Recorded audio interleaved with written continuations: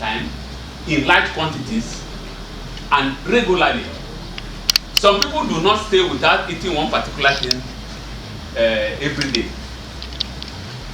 I know somebody that said he must take a bath once, at least every day he must take it. So in such a situation, when you have aflatoxin contamination, you know that your body bioaccumulate this mycotoxins. And so as you try to repeat the consumption of that particular thing, your body is bioaccumulating it, and it has its effect, as we are going to see. Now, you can see a host of our commodities, and this you were told yesterday about all our commodities that are susceptible. The cereals, the nuts, the tree nuts, and a host of them. You can see them here. Now, you can see mostly cereals. You see, in all age groups or age classes, it has been reported that cereals and cereal-based products account for the largest human exposure to mycotoxins. If you could remember, from maize alone, we have about 28 recipes, different types of food preparations from maize, 28 in Nigeria. So you can imagine, so if you are taking the different recipe from maize, how you are going to bioaccumulate this mycotoxin in small quantities over a long period, regularly and in large quantities. Now, you can see how we mix up our staples. So that means you are even cross-contaminating the things. When you buy suya, supposing the suya is prepared from fresh meat and there's low level of, let's say, mycotoxin on it, by the time you bring in pepper, you bring onion, bring some of those spices, you are contaminating even that meat. You are cross-contaminating. Or when people go to grind different cereals, this and that, you are cross-contaminating. Now, you can see that pineapple there. You have patulin. It's another mycotoxin, which is very, very important in juice and fruits. Patulin. And that is why we have to be very careful when you are buying juice. In fact, when they crush this into juice, you will not know that. You won't be there. But because they don't want to lose money, all they do is just to scrape that moldy part. What you are seeing on the body, there is molds. And these are the molds producing different mycotoxins. And remember, one mold can produce different types of mycotoxins. And one mycotoxin can be produced by different strains of molds. Now, you can see that Irish potato there, at the middle there, and then your cassava. Now, why are they producing these secondary metabolites? The question was asked yesterday, and Prof answered it. You see, the fungus need to survive in the harsh environment, because the moment they establish themselves in an environment, what they do is to start eating whatever is there, the nutrient that is there. So when the food is about finishing, they start thinking of other alternative, and so they have to switch to secondary metabolism. The one they have done first while trying to get something to grow is the primary metabolism. Now there's a harsh environment, the food is becoming limited for them, so they switch over to the secondary metabolism. And in that case now, they start producing these mycotoxins, or they produce other secondary metabolites, of which some of them are beneficial, some are not beneficial. The ones that are not beneficial are the mycotoxins. The ones that are beneficial, like the cyclosporine, which they use for people that have transplanted kidney and other things, they are beneficial to humans. They put you on it after transplant of kidney and other things for a short time before you get before you become normal. So you can see that some are beneficial, some of the secondary metabolites are beneficial, and some are not. The ones that are not beneficial are the mycotoxins. Then, to protect the fungus, everybody needs to be protected. So it's a survival strategy. Now, there are conditions under which they produce them. You can see temperature between 4 to 32, 35. Then humidity above 70 degrees and a host of all the others are there.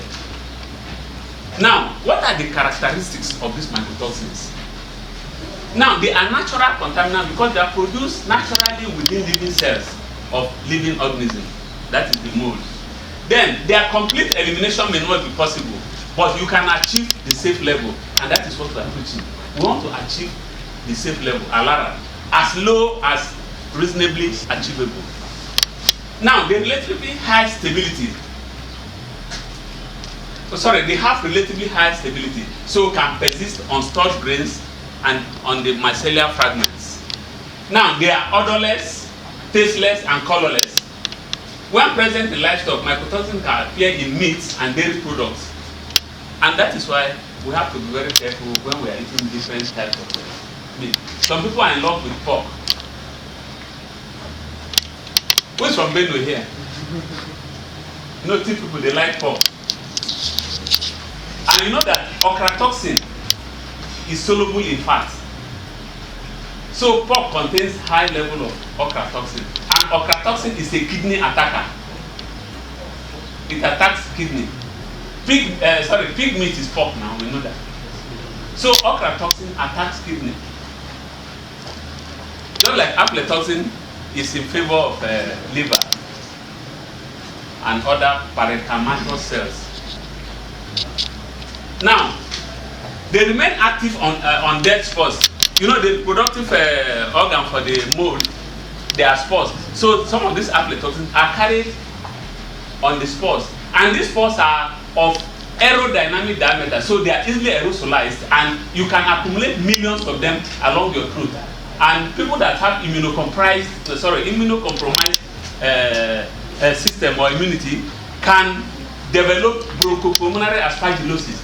That is respiratory, your lung diseases. And that is why sometimes when the room is stuffy, when you step in, sometimes you start coughing because you have a lot of spores that are being placed in the environment. Now, they are resistant to degradation, yes, produce on surface of spores, cause short and long-term effects, have multiple exposure routes. That, you see, you can become exposed to mycotoxins either through inhalation, through ingestion, and through contact. Somebody was working some British biochemists were working on peanut, and after 6 months, they developed adenocarcinoma of the colon. After working for 6 months, and 2 of them died because they were working on peanuts. Production is variable, produced by numerous species. I've mentioned that. Now, there are major ones and other ones. The other mycotoxins that could be included because of their frequency of occurrence in commodities or their products or their co-occurrence with other important mycotoxins. We have the cyclopiazonic acid by the Aspergillus tamarind produces that. We have terimatoxicin. They are included, but those are the major ones and of public health importance and economic importance too. Those ones, I think I saw in your, is it in Prof's this examination, what are the major mycotoxins? I think I saw something like that. Yes. So you can see. Okay. Now, toxicity of mycotoxin depends on, you see, the rate of absorption, the transportation to the target tissue, the various metabolic reactions to activate, detoxify, or enhance, decrease the effect of the toxin. Other diseases, and if you are exposed to other diseases, if there are other underlying diseases, it may make it worse. Then exposure to multi-mycotoxin and the extent of exposure. How long are you exposed to this thing? I told you that in sub-Saharan Africa, we are exposed to mycotoxins right early in life. Right early in life. And that is why it's a very big challenge. And this is because we have staple diets. In fact, breastfeeding mothers are highly vulnerable and they're exposed to these mycotoxins because they have to take all the cereal and cereal base in order to increase the quantity of milk. And that's why you have aflatoxin M1 in the breast milk.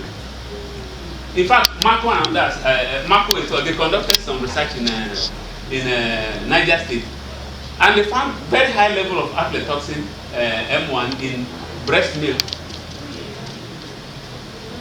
They did it on kunu, zaki, nono, and cheese and others, and the levels were very high, about 300 and something. Something that shouldn't be more than 0.5%. Very high. So, through the breast milk, the complementary diet, the supplementary diet, and the family diet that we take, our children are exposed right from childhood. And that is why we have a lot of problems concerning stunting. You will see that later. Stunting, underweight, cancer, liver cancer, cervical, breast cancer, and a host of others. Now, severity of mycotoxicosis. You see, mycotoxicosis is a disease resulting from aflatoxin poisoning. That means when you are exposed to aflatoxin, the disease that may result is referred to as mycotoxicosis. But the one that will result from the live mold that is pathogenic that you have come in contact, you call that mycosis. They are different. You have mycotoxicosis and you have mycosis. Now, the toxicity of the toxin. How toxic is the toxin itself? And you were told that among these toxins, aflatoxin B1 is the most potent, highly toxic.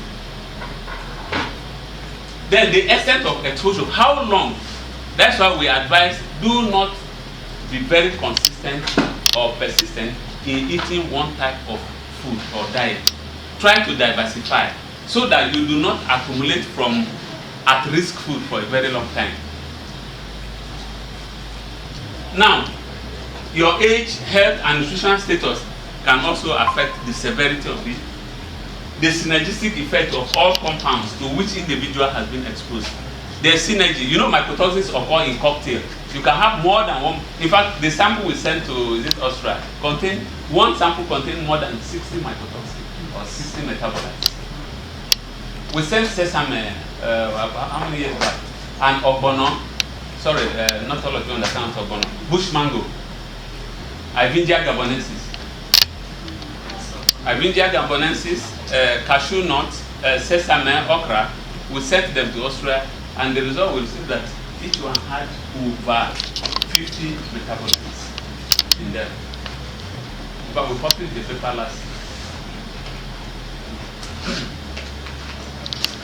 Now, what are the symptoms of mycotoxicosis? Here are just a few of the many short-term symptoms that have been documented in scientific and medical literature. Headache, chills, fever, nausea, sore throat, coughing, congestion, and a host of others. Blood in urine, abdominal pain, altered breath, and altered immunity. These mycotoxins are capable of inducing all this. Now, extent of the problem. Prof must have told you this yesterday. 25% or more of the world food crops, including many of the basic foods we consume, are contaminated annually by mycotoxins. More than 4.5 billion people in developing countries may be chronically exposed to aflatoxins in their diet. So you can see that it's a worldwide challenge. The chronic incidence of aflatoxin in diet is evident from the presence of aflatoxin M1 in human breast milk in Ghana, Nigeria, Sierra Leone, Sudan, Thailand, and United Arab Emirates, the Gambia, and in the umbilical cord of blood samples from Kenya, Nigeria, and Sierra Leone. You see, a lot of people have done a lot of work and have discovered that it is a serious problem that the body is bioaccumulating mycotoxins, and there's need to pay attention to the health implications. I know that the more people become aware and they start demanding for mycotoxin safe food, the better. But the implication is that you have to now spend more money on preventing. That is the economic aspect. So it will now become inversely proportional. In US and other developing countries, they spend more money to prevent. So the health impact is less. But in Africa, because we don't want to spend more money to do the needful, we are now spending much of that money in the health sector or in the hospitals. Spend more money to train the farmers, train all the stakeholders, so that everybody can do its own bit to reduce the level of mycotoxins in our food. But we don't want to do that. What we have discovered is that even when these commodities are rejected at the border, they are brought in back, repackaged, and sent to our local market. And that is what happened. I learned of somebody who exported sesame. When it was rejected, after paying the penalty, the person brought it back, re-dried it small, and sent it to our local market. In fact, Jai's Bank reported, when I delivered the paper at Kano last year, Sesame Association International Conference, the manager was telling us that somebody exported Zobo worth 200 crops to Mexico. By the time they arrived there, the whole thing became moldy and they were rejected. They were to be destroyed and you have to pay for the destruction. It took the federal government and the Minister of Trade and Industry to plead before the person did not pay for the destruction. So you can see how it affects the economy. The person that collected that money from the bank, what is his fate in the business? Now, I was trying to tell you, now, aflatoxin outbreak in Kenya in 2004 resulted in the death of 215 persons. You see, there was a little drought in Kenya within that period. And the maize that were taken from the silos and given to people, they discovered that after eating those maize meals, over 300 people were rushed to the hospital, out of which about 215 died. They suffered from aflatoxic hepatitis. It was after the death that they now decided to find what was happening. And even in Dodoma and Maranya village in Uganda, when we were there sometime 2016 or so, it was reported that 20 people died because they ate maize meal.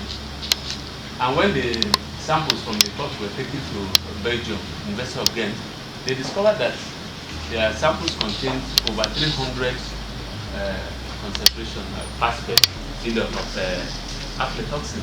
So those people died of aflatoxin hepatitis. So that's what acute exposure does. That is high level within a short time. But the chronic is the one you are exposed to slowly over a long period of time. Now, the death of two chemical engineers from pulmonary adenocarcinoma in Czech Republic before. They were just working on peanut preservation, which I mentioned earlier. Then two British biochemists who developed adenocarcinoma of the colon was attributed to exposure to pure purified aflatoxin. They were using pure aflatoxin to do some experiments. So even when you are conducting experiments with pure aflatoxin samples, you have to be very careful.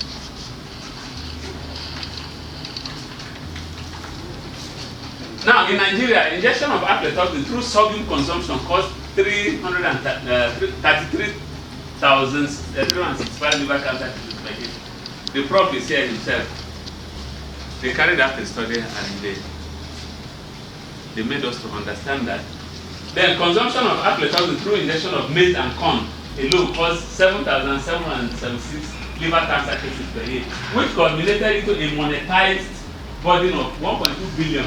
Which is equivalent to 0.5 of Nigeria GDP in 2010. Meridian Institute carried out this study here in Nigeria in 2012 or so. Yeah. Humans who eat moldy foods are ingesting both the toxigenic fungi and their mycotoxins. These fungi are capable of surviving in your abdominal cavity and produce their own type of toxin. You see, 80 to 90% of nursing mothers, they have aflatoxin in their breast milk. I've told you earlier that they have to take extra cereal and cereal-based products in order to produce more milk. I know that the children, they need this for brain development and growth. Now, impact on health. Immune suppression. This mycotoxin is suppressing the immune system. You know that or chelate, let me use that word, they take up some of the essential elements or minerals that are needed for the development of children, brain development or cognitive development.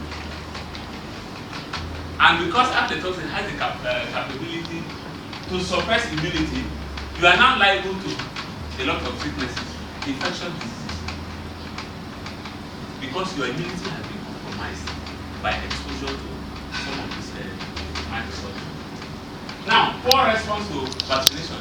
The moment your immunity is compromised, there will be poor response to vaccination. Then susceptibility to infectious disease. You are highly susceptible. Synergy with hepatitis virus to induce cancer. The synergitis with this virus to cause or to induce cancer or different types. Then we have the microtoxigenic toxin. That is the most zearalenone. It causes abortion and edema of lower extremities. You see some people will start complaining of having swollen legs. They have gotten their immunity compromised. Then leukoencephalomalacia, that hole in the head disease of person. Then teratogenicity, back defects. I'll show you some of the pictures of this teratogenic effect of some of the aflatoxin as we proceed. Now, you can see exposure to mycotoxins can produce acute and chronic toxicities, ranging from deleterious effects on central nervous system, cardiovascular and pulmonary system, and alimentary tract. You can see liver cancer linked to chronic aflatoxin exposure. You can see that swollen stomach of that child there. Then mycotoxins may also be carcinogenic, mutagenic, teratogenic, and immunosuppressive. You can see there is this Dr. Jibril, the National Hospital here. The son died, and he had to stomach to open it up because when the stomach was swollen, they were trying to attribute it to spiritual and ancestral or some other things in the village as usual. So he opened up and discovered that the liver has been destroyed by aflatoxin. Specifically, he's a chief histopathologist at the National Hospital here. Together with hepatitis B virus, aflatoxins are seen as co-factors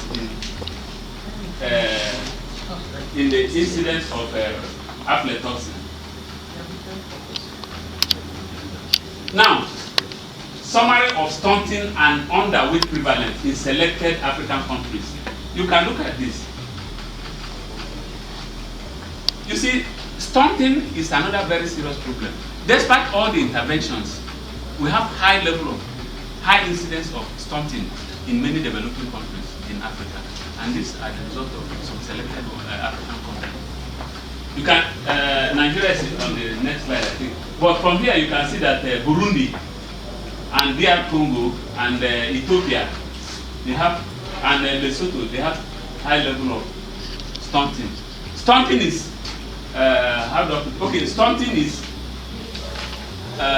your age to your height, inadequate height to your age. That is stunting. While underweight is inadequate weight to your age. You see their pictures later and you understand it. See Nigeria, 41% and 21% underweight, while 41% is the prevalence of stunting. So, and you know, once people are stunted, their productivity will be very low. They cannot do things according to their ability if they were to have normal height to their age and normal weight to their age. So those are the disadvantages. So a lot of work and interventions are being done across the world in order to reduce, in fact, it's part of the Sustainable Development Goals.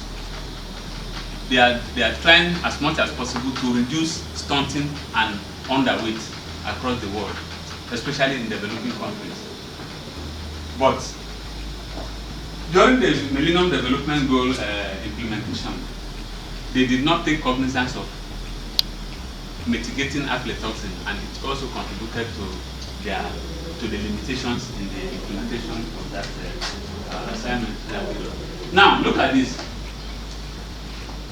Malnutrition resulting from aflatoxin now. See that boy there? He's a Malawian 13-year-old boy standing side by that 12-year-old European chap there. So you can see how tall that boy is, the Malawian boy. So that is something, height to age. And but there's a recommended height for you to attain when you are 80 years. You can see that particular group there. But their height has not reached even the level recommended for an 80 years person. So you can see those down that have emaciated, that is underweight because of malnutrition resulting from mycotoxins. In fact, according to International Agency for Research on Cancer, mycotoxins have been known to be the key factor responsible for malnutrition and food insecurity because of the many effects of mycotoxin.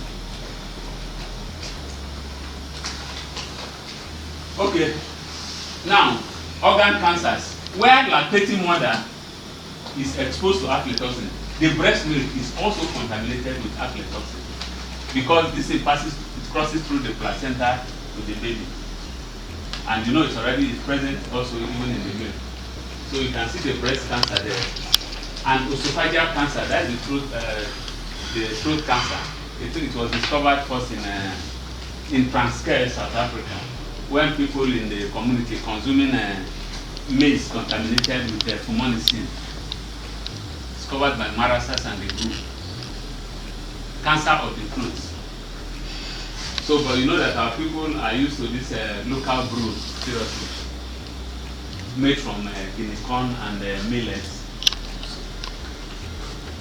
Now, this teratogenic effect, the effect of birth defect, effect on unborn baby. The baby may be born but may have skeletal malformations and retarded growth, and the effect on fertility. It can cause infertility because as the child bioaccumulates this aflatoxin, it deposits in the testes and may not be able to produce viable spermatozoa because the motility and the morphology of the spermatozoa will be distorted. And that's why we talk of the effect on DNA and RNA, why it affects the structure and then. So how does it affect the female fertility? Yeah? How does it affect the female fertility? This is female fertility. We talked about zearalenone. That's another mycotoxin. That's mycoestrogen, having effect on the estrogen. You know that estrogen is produced in female.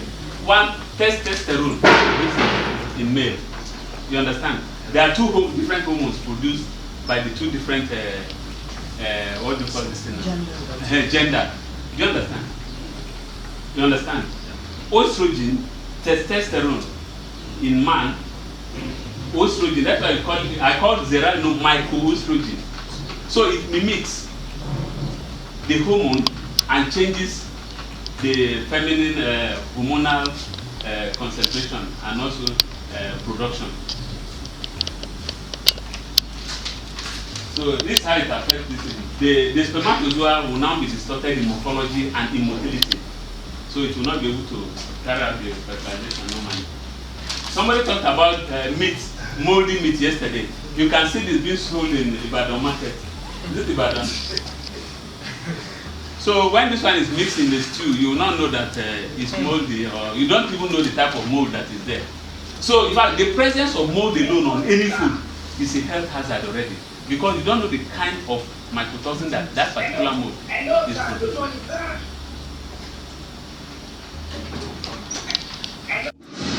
And these molds are capable of producing mycotoxin in the world, and that is why experts are needed to decontaminate after flooding. But that is in developed countries. Here, once After 3 days, once the flood has gone, you move in. But you may develop another sickness after that, which nobody will now attribute it to the flood because they don't know. It's ignorance, and that is why awareness is very, very important. But the challenge you have in Africa, there's limited. In Nigeria, less than 20% are aware or have ever heard of mycotoxin, while less than 10% are aware of any effect of this mycotoxin on health. The study was carried out by Parker 2017 that there is large percentage of ignorance concerning aflatoxin especially. So something needs to be done. Now, I'll show you this already. Now, in our livestock, reproductivity and productivity are affected. If you are using this animal, is it work bull or work animal? Their productivity will be low. They cannot work as much as they are supposed to do when they are exposed to mycotoxin in their feed. Meanwhile, it will also affect their reproductive system. In fact, there was a company in Canada. They lost almost $12 million a year as a result of zearalenone that affected their pig. They were keep what do you call it? Piggery. They are into pig rearing. So they lost so much.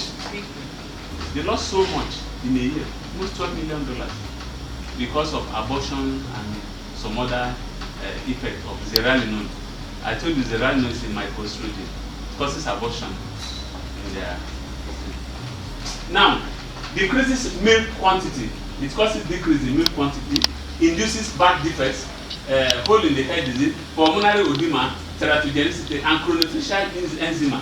These are diseases that you can find, and it's as a result of exposure to different types of mycotoxins. My friend is hanging.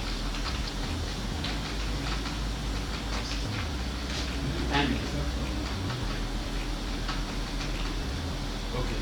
You see, it also affects aquatic resources. So that's why it's a general thing. So when you have a pond and you think you are throwing moldy bread into the pond, thinking you are feeding this thing, it's coming back to you because some of these will develop cancer, ascites, and a host of other ailments in aquatic resources. You see cancer in the fish, the next picture. So it affects different parts of the. So you can see cancer in fish, the ascites. That's accumulation of fluid in the abdomen. You can see it. But when they use that jaundiced fish in making pepper soup, you will not know.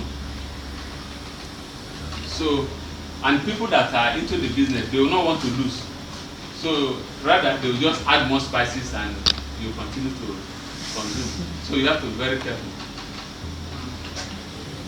Now, in poultry, it affects the thickness of the egg, the size, the quantity, and also the vitamins in the egg. It affects the quality and quantity of the poultry products.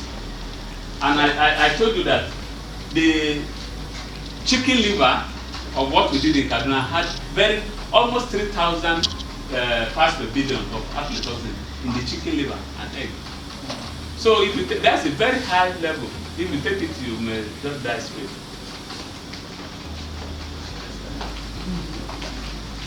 Oh God.